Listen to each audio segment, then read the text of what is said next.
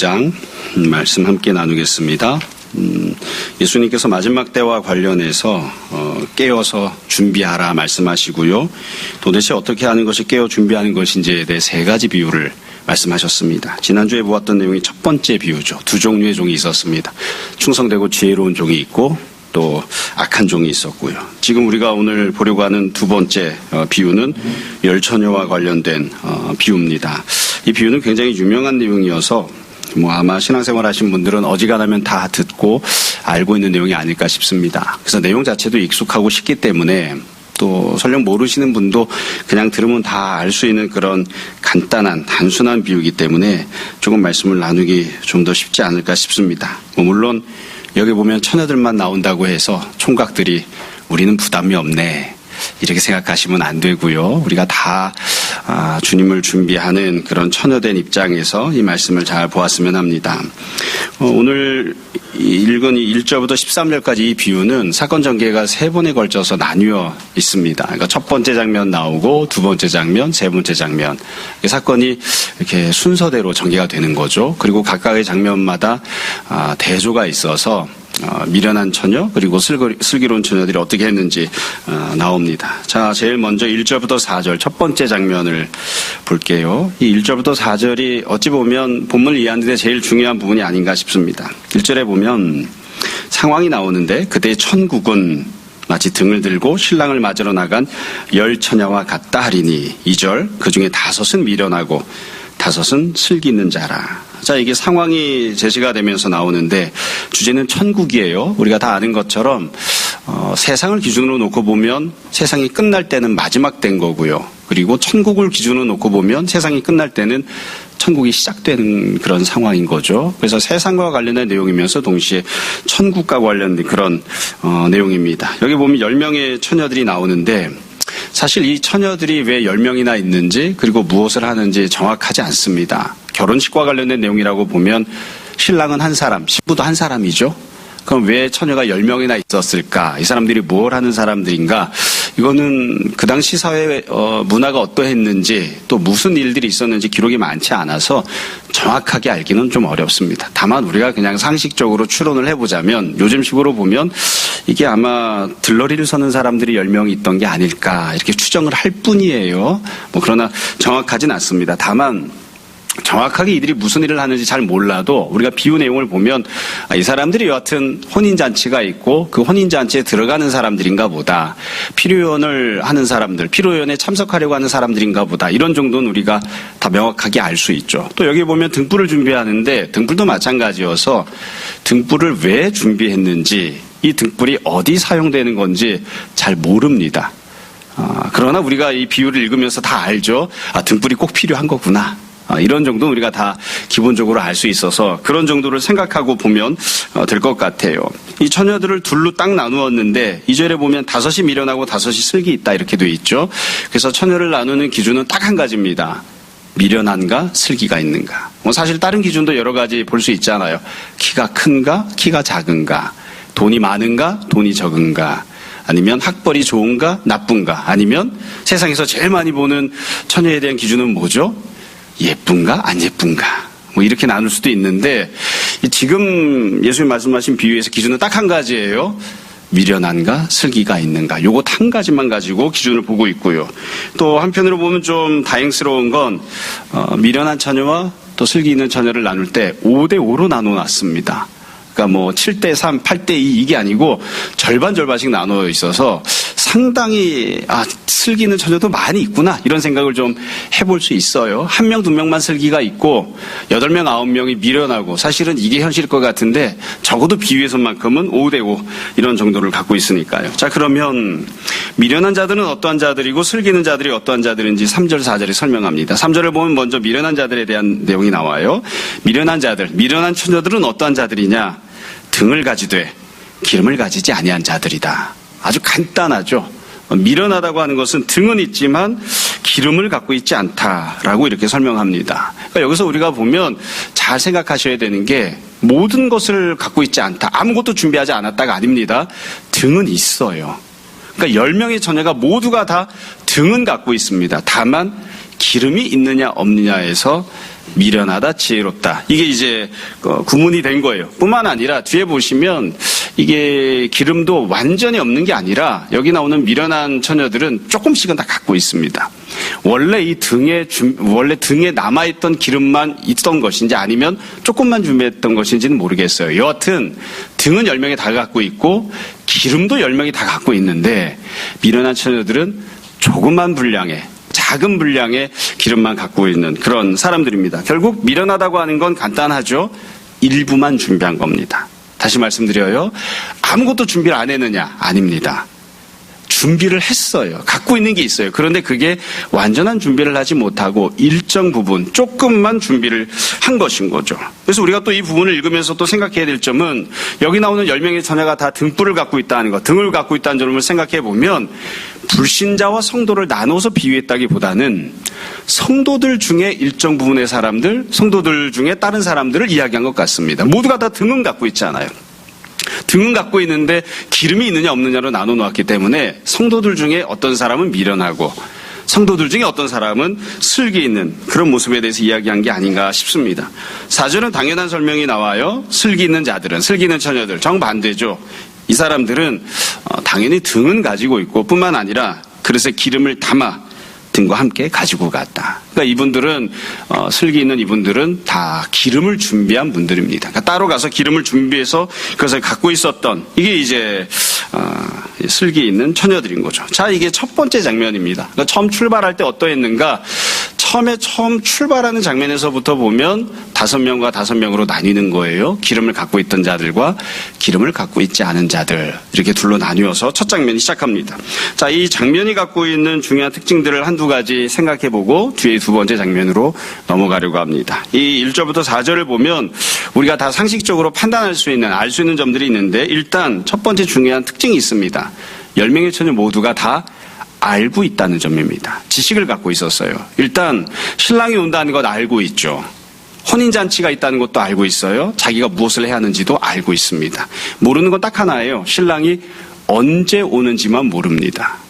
언제 오는지만 모르지 혼인잔치도 있고 신랑이 올 것이고 비록 늦어도 반드시 올 것이고 내가 무엇을 해야 하는지도 다 알고 있습니다. 그러니까 이게 중요한 점이에요. 몰라서 못했다 이렇게 말할 수 없어요. 다 알고 있습니다. 중요한 두 번째 특징이 있는데 준비해야 되는 물품을 잘 생각해 보시기 바랍니다. 무엇을 준비해야 되는가?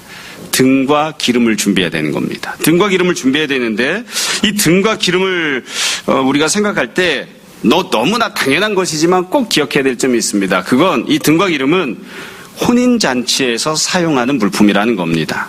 뒤집어 이야기하면 등과 기름은 일상생활에서는 쓸 필요가 없는 것들이에요. 일상생활에서는 효용가치가 없는 것들입니다. 무슨 말이냐면 지금 문제가 되는 건 혼인잔치에 들어가기 위한 거잖아요. 혼인잔치에 들어가기 위해서 혼인잔치에 필요한 물품이 있는 거거든요. 여러분 등과 기름이 학교생활에 필요할까요? 글쎄요. 등과 기름이 직장생활에 필요할까요? 글쎄요. 혼인잔치 말고 일상에서 가정에서 생활하는데 필요할까? 물론 소용이 있고 사용할 수도 있지만 근본적으로 지금 제일 중요한 장면은 혼인잔치에 들어가기 위해서 이게 필요한 거예요. 그래서 아주 그냥 적나라하게 표현하자면 좀 극단적으로 이야기하자면 혼인잔치에 들어가는 것 이외에는 다른 부분에서는 등과 기름을 굳이 따로 준비할 필요가 없는 겁니다. 이게 우리가 참 곤란하게 생각하는 점인데 무엇이냐면 우리가 이 비유를 보면서 종종 여기 나오는 미련한 분들, 슬기 있는 분들이 다른 모든 부분들에서도 삶의 모든 다른 영역에서도 똑같이 미련하고 슬기 있다고 생각하는 경우가 있어요. 전혀 그렇지 않습니다. 여기 나오는 미련한 분들이 이 기름을 준비 안 한 분들이잖아요. 이분들이 그러면 직장 생활을 할 때에는 불성실한 사람들일까요? 아닙니다. 학교 생활을 할 때는 대충 생활했던 사람들일까요? 아닙니다. 그러니까 지금 여기서 문제를 삼고 있는 건 학교에서 어떻게 생활을 했느냐, 가정에서 어떻게 생활을 했느냐, 직장에서 어떻게 생활을 했느냐, 그들이 얼마나 성실한 사회인이냐 이런 것들을 문제 삼는 게 아니라 혼인잔치를 기준으로 놓고 보았을 때 그것 한 가지만 기준으로 평가하고 판단한다는 점을 잘 생각해야 됩니다. 어쩌면 본문에서는 그런 얘기가 나오지 않지만 여기 나오는 미련한 사람들은 직장에서 너무 열심히 일을 하다 보니 기름을 준비할 시간이 모자라서 기름을 준비하지 못했던 것이 아닐까 싶기도 합니다. 그러니까 사회적으로 보면 훌륭한 사람, 또 가정적으로 보면 성실한 남편, 아버지일 수도 있지만 그러나 혼인잔치에 들어가는 걸 기준으로 놓고 보았을 때는 거기에 필요한 것을 준비하지 못한 그런 모습이라는 거죠. 동시에 이건 연장선에서 생각해 보자면 내가 사회에서 훌륭한 사회인으로 살았습니다. 돈을 열심히 벌었어요. 그러나 그 돈은 기름을 대체하지 못합니다. 내가 사람들로부터 인정을 받고 명예를 얻었습니다. 그러나 그 인정과 명예는 기름을 대체하지 못합니다. 그러니까 여기 나오는 기름은 꼭 기름이어야만 해요. 혼인잔치에 필요한 그 물건이어야만 합니다. 그걸 잘 준비했는가 못했는가 여기에 대해서 이야기를 하고 있는 것이에요. 동시에 또 준비해야 되는 물품이 기름인데 이 기름은 준비하거나 아니면 마련하는데 사는데 엄청난 비용이 들거나 준비하는 게 매우 어려운 게 아닙니다. 가령 보물섬에 보물이 어디 숨겨져 있는지 은밀한 지도가 있어서 그걸 찾아가지고 열심히 찾아가야만 보물을 발견할 수 있는 그것을 준비해야 되는 그런 거 아닙니다. 아무 데서나 준비할 수 있어요. 모든 사람이 다 준비할 수 있어요. 가령 전국석차 1만 등까지만 이거 준비할 수 있다. 아닙니다. 아무 상관없어요. 부자이건 가난하건 잘생겼건 못생겼건 키가 크건 작건 공부를 잘하건 못하건 기름을 준비하는 데는 아무런 어려움이 없어요. 자기가 준비를 하겠다는 마음만 가지고 먼저 준비하기 시작하면 누구나 다 준비할 수 있는 게 기름입니다.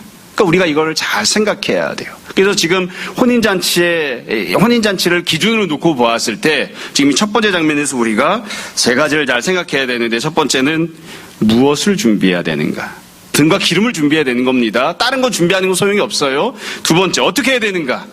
미리 준비해야 됩니다. 미리 준비해야 됩니다. 만약 미리 준비하겠다는 생각만 가지면 누구든지 할 수 있는 거예요. 세 번째, 어려운 일이 아닙니다. 누구나 다 할 수 있는 일입니다. 이게 지금 이 비유가 갖고 있는 중요한 전제고 특징입니다. 자, 이와 같은 모습에서 출발을 합니다. 자, 그러면 두 번째로 사건이 그 뒤에 어떻게 전개가 되는가? 그 뒤에 5절부터 9절까지 내용이 나오는데 5절부터 9절은 실제로 신랑이 오는 내용을 담고 있습니다.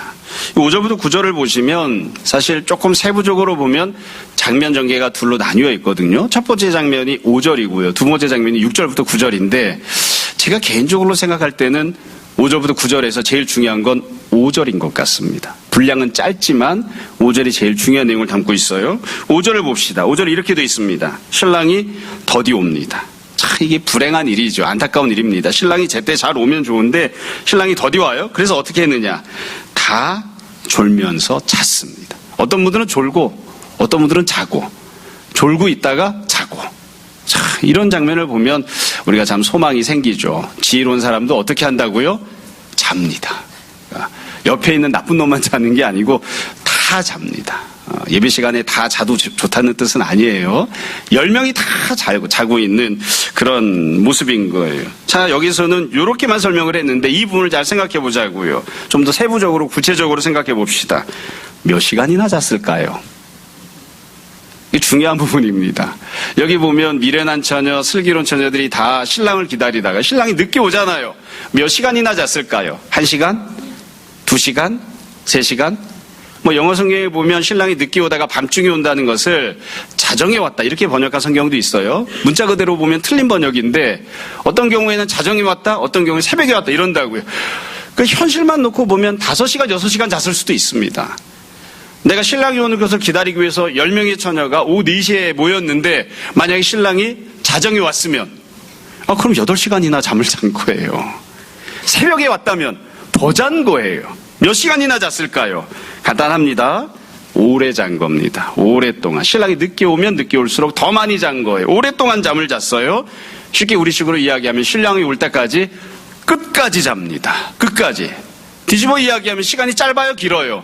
길어요. 근데 우리가 잘 생각해야 되는 건 그 긴 기간 동안, 긴 시간 동안 여기 있는 미련한 처녀 5명은 어떻게 했는가? 아무것도 하지 않습니다. 잠만 잡니다. 이게 매우 중요한 거예요. 본인들이 기름이 없다는 사실을 알까요? 모를까요? 압니다. 기름이 필요하다는 사실을 아나요? 모르나요? 압니다. 그러면 미련한 처녀들은 기름이 없다는 것도 알고 있고 기름을 준비해야 된다는 것도 알고 있고 신랑이 언제 올지 모르지만 아직 시간이 있잖아요. 많은 시간이 있잖아요. 그동안 어떻게 했는가? 아무것도 하지 않습니다. 자기에게 부족한 것이 무엇인지를 잘 생각하고 그걸 보충해야 되는데 보충하지 않아요. 준비하지 않아요. 이게 아주 중요한 부분인 거죠. 그래서 우리 식으로 그냥 쉽게 이야기하면 잠을 잘지언정 기름을 사러 가지는 않습니다. 더군다나 뒤에 나오는 내용을 보면 슬기는 처녀들이 지금 우리가 너희에게 기름을 주기엔 좀 부족하니까 그러면 너도 모자라고 나도 모자라니까 가서 기름을 사와라 이렇게 이야기하거든요. 그게 살 곳이 없는데도 불구하고 기름을 사오라고 이야기한 걸 수도 있지만 그냥 상식적으로 판단하면 비록 시간이 늦었어도 기름을 파는 곳이 있는 것 같아요. 그러니까 지금 자기가 마음만 먹으면 잠을 안 자고 얼마든지 나가서 준비를 할 수가 있어요. 기름을 살 수가 있어요. 그럼에도 불구하고 기름 사러 안 나갑니다. 기름 사러 안 나가고 그냥 꾸준히 잠을 자는, 끝까지 잠을 자는, 그게 이제 지금 중간 모습인 거예요. 자, 이 신랑이 이렇게 더디 오고 있었는데 6절부터 보면 이제 신랑이 진짜로 옵니다. 이게 두 번째 상황 전개예요. 6절에 보면 밤중에 소리가 나되 보라 신랑이로다 맞으러 나오라 이렇게 소리를 지르는 거죠. 그러니까 7절에 보면 이 그 처녀들이 다 일어나서 등을 준비합니다. 10명의 처녀가 다 일어났어요. 10명의 처녀가 다 자고 있다가 다 일어났어요. 그리고 다 등을 준비를 하는데 이때에도 두 부류가 대조적인 모습이 나오죠. 8절에 보면 미련한 자들이 먼저 나옵니다. 슬기는 자들에게 말을 하죠. 우리 등불이 꺼져가니 너희 기름을 좀 나눠달라. 이게 과장법인지 아니면 미안해서 이렇게 얘기했는지 모르지만 이 표현을 보면 등불이 꺼져간다고 돼 있잖아요. 그러니까 기름이 완전히 없는 게 아니에요. 조금은 있는 거죠. 만약에 기름이 하나도 없었으면 우리가 등불을 켜지 못하니 너희 기름을 달라 이랬을 텐데 그게 아니라 등불을 켤 수는 있다고요. 기름이 조금은 있어요. 근데 이 기름 가지고는 버틸 수가 없는 거죠. 그러니까 등불이 꺼져가고 있다. 그러니까 기름을 좀 나눠달라. 이렇게 이야기를 해요. 9절에 보면 슬기는 자들이 대답합니다. 이렇게 말을 하죠. 우리와 너희가 쓰기에 다 부족할까 하다. 만약에 나눠주면 우리도 부족하고 너희도 부족할 것 같다. 그러니까 차라리 파는 자들에게 가서 너희 쓸 것을 사라. 이렇게 이야기를 합니다. 아마 사람마다 좀 다른 생각을 가질 텐데 제가 볼 때에는 여기 나오는 미련한 처녀들의 모습을 보면 억지를 부리는 거예요. 달라고 해서는 안 되는 것을 달라고 하는 것이고 달라고 해봤자 소용없는 것을 그냥 이야기를 하고 있는 겁니다. 표현만 놓고 보면 부탁하는 것처럼 보이지만 이들도 알고 있어요. 받지 못할 것을. 어쩔 수 없으니까 그냥 이렇게 이야기를 해보는 것뿐입니다. 또 이 장면에서 우리가 중요하게 생각해야 될 점이 있습니다. 만약 여러분 어떤 위급한 상황이 벌어져서 굉장히 큰 사건이 벌어져서 뭔가 처리를 해야 되는데 뭘 어떻게 처리해야 하지? 순서를 잘 못 정할 때가 있어요. 이걸 해야 되나 저걸 해야 되나 어떻게 해야지 어떻게 해야지 뭐를 해야지 이렇게 아주 당황하는 경우가 있습니다. 그런데 지금 이 장면을 보면 전혀 그렇지 않아요. 미련한 처녀들이 일어나서 어떻게 하죠? 곧장 알아요. 딱 한 가지를 구합니다. 기름이 없다. 알아요. 그래서 뭘 구하죠? 옆에 있는 사람에게 다른 걸 구하지 않아요. 기름을 달라. 알고 있는 거예요. 자기가 현재 무엇이 부족한지 지금 현재 상황이 문제가 되는 이유가 무엇인지를 알고 있는 거예요. 알고 있으면서도 여지껏 잠만 잔 거죠. 조금만 먼저 생각했으면 조금만 미리 생각했으면 자기가 무엇이 부족한지를 그리고 자기가 지금 어디에 지금 와 있는지를 조금만 생각했으면 얼마든지 준비할 수 있었는데 그걸 아무것도 안 한 거예요. 그러니까 문제가 딱 닥치자마자 신랑이 오자마자 곧장 이야기하잖아. 기름이 필요한데 기름을 좀 달라. 그렇게 이야기를 하잖아요. 다시 말씀드립니다. 모르던 문제가 벌어진 게 아닙니다. 알고 있던 문제가 생긴 거예요. 본문을 보면 분량의 차이가 있죠. 여러분 시간만 봅시다. 5절에 보면 신랑이 더디 오는 동안 다 잠을 자고 있었잖아요. 잠을 잔 건 한 7시간 8시간 잤다고 치면 7, 8시간이고 6절부터 9절까지 신랑이 와서 이런 상황이 전개가 되죠. 신랑이 왔다 해서 일어났잖아. 일어나서 다 허둥지둥하고 기름을 찾는 건 길어봤자 5분 10분이겠죠. 그러니까 시간 분량은 5절이 깁니다. 6절부터 9절은 짧아요. 중요도도 마찬가지고요. 여러분 그래서 이 6절부터 9절까지 왜 이렇게 길게 써놨느냐? 당황한 모습을 상세하게 설명하고 있는 거예요. 짧은 시간 동안 그 시간이 오지 않을 것처럼 생각하고 자기 멋대로 잠만 자고 있었는데 그 시간이 옵니다. 반드시 옵니다. 그리고 내가 알고 있었던 내게 부족한 그것이 나의 삶의 문제가 되는 그 순간 상황을 만나게 되고 당황하는 그런 상황을 맞부딪히게 되는 그 지경이 되는 것이죠. 우리가 늘 아는 대로 안 오실 것 같아도 주님 오십니다. 그리고 그 주님을 우리가 만나게 되었을 때 당황해하고 힘들어하고 내게 이것이 부족한데 내가 다 알고 있는 그것 때문에 후회하고 안타까워하는 그런 상황이 생길 겁니다. 결국 미련하다고 하는 건 어떤 걸 미련하다고 하는 거죠? 미련하다고 하는 건 어떤 것을 미련하다고 하는 겁니까? 하는 것인가요? 다 우리가 알고 있습니다. 무엇을 준비해야 하는지 알고 있으면서, 내가 지금 혼인잔치에 들어가기 위해서 여기 있다고 하는 것을 알고 있으면서, 기름이 나에게 없다고 하는 것을 알고 있으면서 처음에도 준비를 안 했잖아요. 그 다음에도 기회가 주어지는데 끝까지 준비하지 않고 신랑이 오는 것을 그냥 아무런 대책 없이 맞이하게 되는, 이걸 우리가 미련하다고 이야기하는 겁니다. 쓸기 있다고 하는 건 무엇인가요? 조금 잠을 잘 수도 있습니다.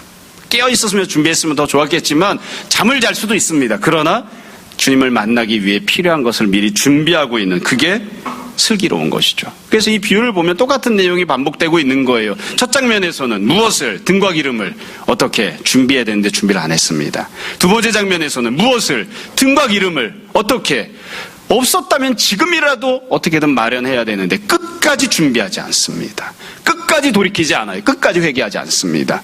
그러다가 결국 찾아오는 신랑을 만나는, 이게 지금 두 번째까지 장면입니다. 자, 마지막 장면이 10절부터 13절까지 나옵니다. 너무나 당연한 장면이에요. 10절에 보면 그들이 사러 간 사이에 신랑이 옵니다. 이게 5명의 처녀가 기름을 사러 간 거예요. 그동안에 신랑이 왔습니다. 그래서 그 뒤에 보면 준비하였던 자들은, 앞에서는 슬기 있는 자들이라고 했는데 지금은 준비하였던 자들 이렇게 표현하죠. 혼인잔치에 들어가기 위해 필요한 등과 기름을 미리 준비했던 자들. 이들이 이제 지혜로운 사람들이죠. 혼인잔치에 들어갑니다. 그리고 문이 닫힙니다. 이들이 들어가니까 문을 닫아버렸어요. 11절. 그 후에 남은 처녀들. 그러니까 이게 미련한 자들인 거죠. 여기서 남아있다는 것은 문 밖에 남아있다. 혼인잔치에 들어가지 못하고 밖에 남아있다라는 뜻이죠. 남은 처녀들이 와서 말을 합니다. 주여, 주여 우리에게 열어주소서. 대답하여 이르되 진실로 너희에게 이르노니 내가 너희를 알지 못하노라 하였느니라. 제가 이 장면을 볼 때 늘 생각하는 부분이 있습니다. 미련한 처녀 5명이 밖에 나갔잖아요. 기름을 사러 나갔잖아요. 샀을까요? 못 샀을까요? 기름을. 만약에 샀으면 더 안타까울 것 같습니다. 밖에 나가서 늦었지만 기름을 사갖고 왔어요. 사갖고 왔더니 문이 닫혀버리고 못 들어가잖아요. 그러면 더 마음이 아쉬울 것 같아요. 내가 조금만 가서 일찍 사갖고 올걸. 조금만 더 미리 준비했더라면 더 많이 안타까울 것 같습니다. 그래서 결국 기름을 사가지고 왔건 아니면 허탕을 치고 못 사가지고 왔건 결국 결과는 똑같은 거죠. 똑같은 겁니다. 문 밖에 남아있고 혼인잔치에 못 들어갑니다. 여기 지금 왜 와 있는 거죠? 혼인잔치에 들어가려고 와 있는데 결국에는 들어가지 못하고 다만 덩그러니 밖에 남아있는 그런 지경이 되는 거죠. 그래서 결과적으로 정반대의 두 모습을 우리가 보게 됩니다. 들어가는 자, 들어가지 못한 자, 준비한 자, 준비하지 않은 자, 미련한 자, 그리고 슬기로운 자. 결국 두 가지 정반대 상황들을 만나게 되는 거죠. 이 비유를 말씀하신 뒤에 예수님께서 맨 마지막에 결론을 말씀하셨습니다. 13절, 그런즉 깨어있으라. 사실 개인적으로는 이 표현이 이 비유 내용을 보시면 깨어있다는 것과 관련되어 있기도 하지만 더 상관되어 있는 건 준비하는 거죠. 10명이 다 잠을 잤잖아요. 그러니까 여기서 깨어있으라고 하는 표현은 잠을 안 잔다는 뜻이라기보다는 물론 잠을 안 자는 것도 포함되긴 하겠지만 필요한 것을 적절하게 잘 준비하는 것을 깨어있다 이런 의미로 사용한 게 아닌가 싶습니다. 그래서 깨어있으라. 너희는 그날과 그때를 알지 못하느니라.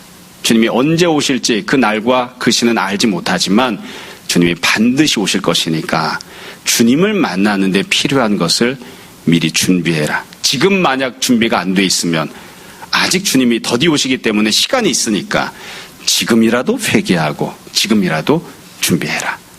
예수님께서 이렇게 말씀하시고 비유를 마무리하셨습니다. 자, 우리가 오늘 보려고 하는 본문 내용은 여기까지입니다. 지난주에 이어서 오늘도 설교가 짧습니다. 오늘 본문과 관련해서 이미 다 말씀을 드렸지만 정돈하면서 한 서너 가지 다시 한번 우리가 꼭 생각해야 하는 점들을 말씀드리려고 합니다. 언제나 그렇지만 제일 중요한 첫 번째 핵심적인 메시지는 본문이 담고 있는 문자적인 의미죠. 여러분, 깨어있고 준비한다는 게 무슨 뜻입니까? 예수님께서 마지막 때가 올 것이다. 그날과 그때는 너희가 알지 못하지만 여러 징조들이 있을 것이고 내가 반드시 다시 재림할 것이다. 신랑으로 다시 찾아오실 예수님을 우리가 어떤 모습으로 준비하고 기다려야 되느냐? 깨어있고 준비해야 되는데 도대체 무엇이 깨어있고 준비하는 것이냐? 본문 내용이 아주 단순하고 명확하게 이야기합니다. 혼인잔치에 들어가기 위해 필요한 것을 준비해야 됩니다. 다른 거 말고, 일상생활에서 우리가 필요한 것들을 준비하는 거, 그거 말고 혼인잔치에 들어가기 위해서 필요한 걸 준비해야 됩니다. 예수님을 다시 만날 때 필요한 걸 준비해야 되는 겁니다. 그걸 잘 준비하는 게 슬기로운 겁니다. 그걸 잘 준비해야 됩니다. 두 번째로 무엇을 준비해야 하는가, 이 부분에 있어서 다시 말씀을 드리지만 혼인잔치에 들어가기 위해 필요한 등과 기름은 일상생활에서는 큰 효용성이 없습니다. 혼인잔치에는 반드시 있어야 되지만 일상생활에서는 반드시 있어야 하는 물품이 아니에요. 그러니까 우리가 신앙생활을 하면서도 이런 것들 때문에 고민을 하잖아요. 신앙생활에서 무언가가 필요할 때 주님께서 우리에게 기뻐하시는 것, 주님께서 원하시는 것을 우리가 주님을 위해 준비하고 신앙생활을 할 때 그 부분들이 일상생활에는 꼭 있어야 하거나 반드시 필요한 게 아닌 경우가 많습니다. 그래서 우리가 그것 때문에 갈등을 하는 거예요. 신앙생활을 하지 않는 부모님이 자녀에게 그렇게 이야기하잖아요. 그걸 꼭 지금 해야 되겠니? 그게 너에게 꼭 지금 필요하니? 너는 지금 대학을 가야 되고, 너는 지금 취업을 해야 되고, 너는 지금 승진을 해야 되는데 그거에 필요한 것들을 더 준비하는 게 맞지 않겠니? 꼭 그걸 교회에서 요구하는, 주님이 필요로 하고 있는, 주님을 만날 때 필요한 등과 기름을 꼭 지금 준비해야 되겠니? 그게 그런 큰 효용성이 없는 것 같은데, 인간적으로 보면 언제나 그렇게 이야기할 수 있죠. 그러나 우리가 이걸 잘 생각해야 됩니다.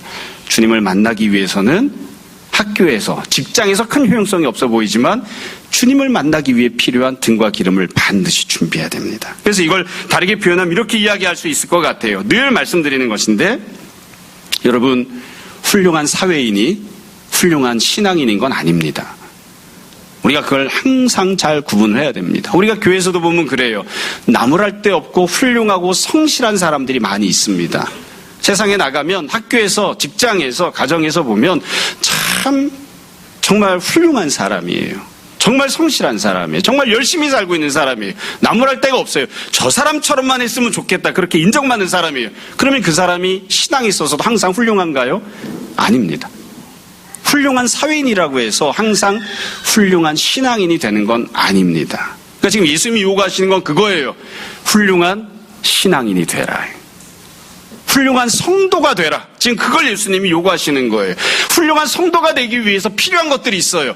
그건 세상에선 별로 효용성이 없는 경우가 많이 있습니다. 훌륭한 성도가 되라.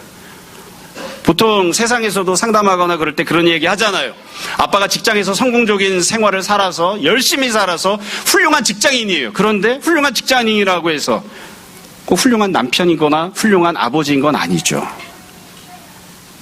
이게 참 어려운 부분이죠. 세상에 나가면 저렇게 훌륭한 직장인이 없는데 집에서 참 아들은, 또 딸은 난 아빠랑 시간을 보내고 싶은데 우리 아빠는 늘 바빠. 그렇죠? 아내는, 나는 내 남편이 나에게 자상하게 이야기해 주는 걸 듣고 싶은데 내 남편은 직장에서는 잘하는데 그렇지가 못해. 이게 우리가 늘 하는 얘기잖아요. 저도 항상 스스로에게 적용하려고 늘 노력을 합니다만 사모님들이 그런다고 하잖아요. 솥단지 들고 강대상에서 살았으면 좋겠다. 말씀은 훌륭하게 잘하는 목사님인데 집에 오면 훌륭한 남편이 아닌 거예요. 여러분, 그래서 우리가 이걸 잘 생각해야 됩니다. 예수님께서 요구하시는 건 훌륭한 성도가 되라는 겁니다. 사람마다 다 다르겠습니다만 저는 그래서 어차피 저는 세상적인 기준을 놓고 보더라도 직업이 목사잖아요. 그래서 교회에서 신앙생활하는 사람들을 볼 때 다른 것 말고 신앙 제일 먼저 봅니다. 신앙생활 열심히 하는 사람이 으뜸입니다. 그 사람이 제일 귀해요. 교회 한 번이라도 더 나오는 사람이 훨씬 더 귀합니다. 예수님께서 어떻게 보실까? 또 주님을 만날 때 무엇이 준비가 되어 있어야 되는가? 신앙이 준비가 되어 있어야 됩니다. 신앙이 준비가 되어 있어야 돼요. 믿음이 준비가 되어 있어야 돼요. 내가 주님을 귀하게 여기고 사랑하기 때문에 주님을 만날 때에 주님을 기쁘시게 할 것들이 잘 준비가 되어 있어야 되는데 그게 준비가 되어 있지 않으면 아무리 세상에서 뛰어나고 탁월한 사람이 되어도 아무리 돈을 많이 벌어도 그걸로 메꿀 수 없습니다. 그걸로 대체할 수 없습니다. 우리가 그 사실을 늘 기억했으면 좋겠습니다. 여러분, 이게 이제 핵심이에요. 동시에 모든 성도가 다시 오실 주님을 잘 준비하고 있는 건 아닙니다.